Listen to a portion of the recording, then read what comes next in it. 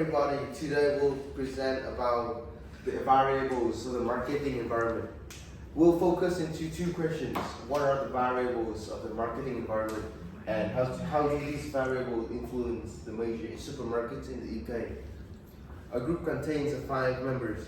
We have Minh, Duc Anh, Huy Quang and Viet and Nam Khanh myself.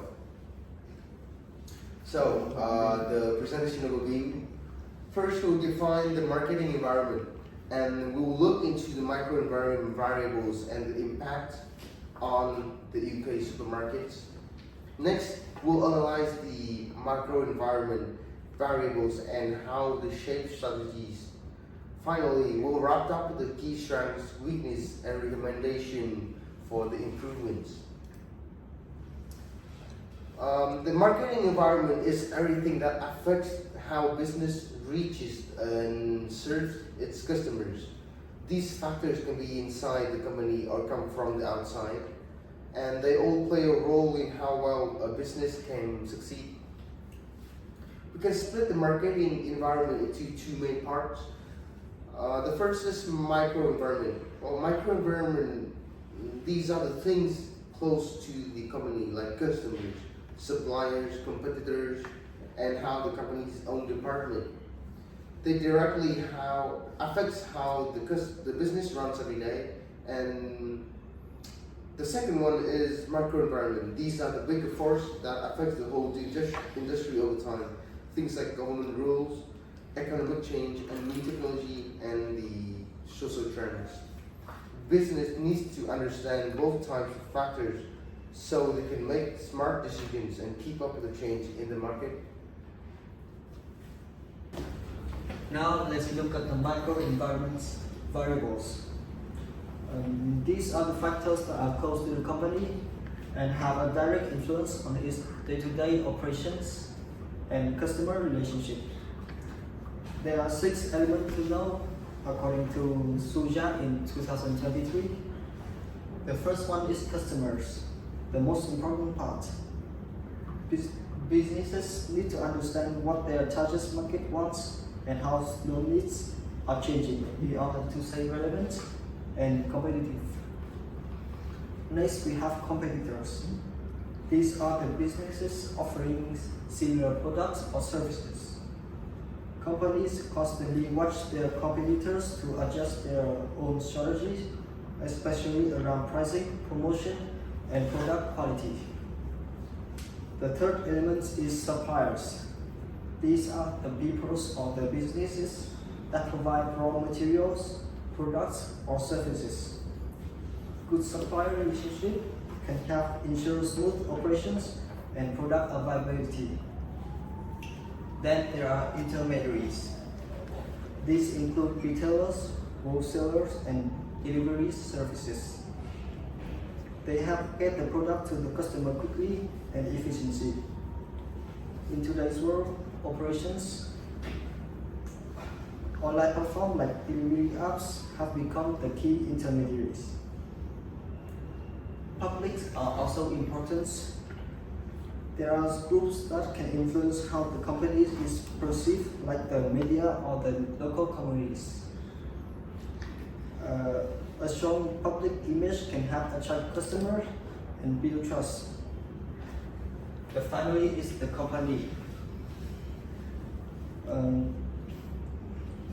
The company, like internal departments, employees, and any leaderships, needs to work together to support the company's goal and they deliver values to the customer. So all 6 customers, competitors, suppliers, intermediaries, and publics, and the companies together make up the microenvironment. Each one plays a role in shaping how a business operates and how successful it can be. The UK supermarkets face intense pressure not just from the wide economy but from the immediate micro-environmental forces. Let's see how Tesco navigates this. First thing is the customer's demands. Today, shopper demands hyper-convenience, wrapping lunch now or grocery delivered in an hour.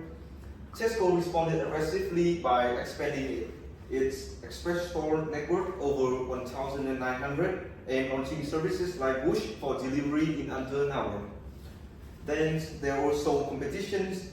Discounters, Aldi and Lidl aren't niche anymore. They are mainstream, relentlessly pushing low prices and winning loyal shoppers. These are direct assaults on Tesco core value propositions. By that, Tesco has a counterpunch, the Aldi price match campaign. Hundreds of essential products are now price matched against Aldi, backed by both in-store signage and advertising. It's a clear signal. We won't be undercut on the basis they are fighting fire with fire. About the suppliers, the crisis has severely disrupted supply chains in border delays and labor shortage. Tesco has to fundamentally adapt, renegotiating supplier contracts, diversifying sourcing, increasing buffer stock, and investing in supply chain tech for resilience, a costly and ongoing overhaul. Next up is the intermediaries. The delivery platform like Uber Eats, Deliveroo, and Just Eat become crucial for instant grocery access. Recognizing the cost and the scale challenge, Tesco heavily partnered with them. You can now order groceries directly via the Uber apps. Leveraging their networks without Tesco building is a massive feat. Newman and Algorithm claim that the microenvironment is relentless, demanding customers, peers, price competition, renewable supply chains, and a powerful new delivery partners. Tesco strategy is a multi-channel blitz, convenience and speed for customers, aggressive price matching against discounter supply chain, fortification post-crisis, and strategic partnerships with the delivery giants. It's not just selling grocery anymore. Survival depends on mastering these intense pressures right outside the store door. Adapting at lightning speed is essential. So for the next, we will discover about the macro environment. So first these factors shape the overall context in which business operate and are analyzed using the Pascal framework, which covers in 6 key areas. The first one is political factors. This involves government policy, political stability, taxations, and trade regulations. For example, change in trade agreement or the new tariff can significantly affect to a global supply chain. The second ones are the economic factors. These include inflation, interest rate, exchange rates, and the overall economic growth. The element influence consumers' spending habits and impact business costs, profitability, and investment decisions. The third is the social factors. This refers to social trends such as changing demographics, cultural values, and lifestyle shifts. As consumer preferences evolve, business must adapt to remain relevant. Think of the growing demands for sustainability or wellness products. The fourth is the technological factors. This innovation can be the game changers. New technologies may open entirely new market or disrupt existing industries. Companies that fail to adapt risk falling behind. The environmental factor is the next factor. With climate change and environmental awareness on the rise, companies are under increasing pressures to operate sustainably. This includes reducing emissions, managing waste, and complying with environmental regulation. The finally is the legal factors. Business must navigate a range of laws covering employment, consumer rights, health and safety, and competitions.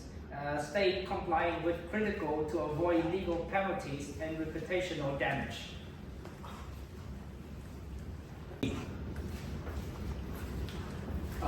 Next to the impact of microenvironments on UK supermarkets. To the study of feeding ILR 2023, let's take a closer look at how the macroenvironmental affects UK supermarkets using Sainsbury's and Asda as our examples. About politically, the UK government has increased pressures on reducing sugar-contained food. In response, Sainsbury's has reformulated in many of its sugary products to align with health regulations and consumer demand. Economically, the ongoing cost of living crisis has had a major impact. To support low-income households, Asda has expanded its budget-friendly product range, introducing options like Just Essentials to provide more affordable groceries. Socially, there has been a notable rise in veganism, and Sainsbury's has responded by increasing its range of plant-based products, catering to health-conscious and ethical consumers. On the technical front, innovations like self-checkout stations and app-based shopping have become more common. These tools help supermarkets provide faster service while reducing labor costs. Environmentally, sustainability is a growing concern. Many supermarkets, including Asda and Sainsbury's, are now working to cut down plastic uses and are encouraging customers to use refill stations. Finally, from a legislative standpoint, GDPR regulations have impacted how loyalty schemes like Nhat collect and store consumer data, forcing stricter data protection practice. This shows how external forces directly shape supermarket strategies and operations.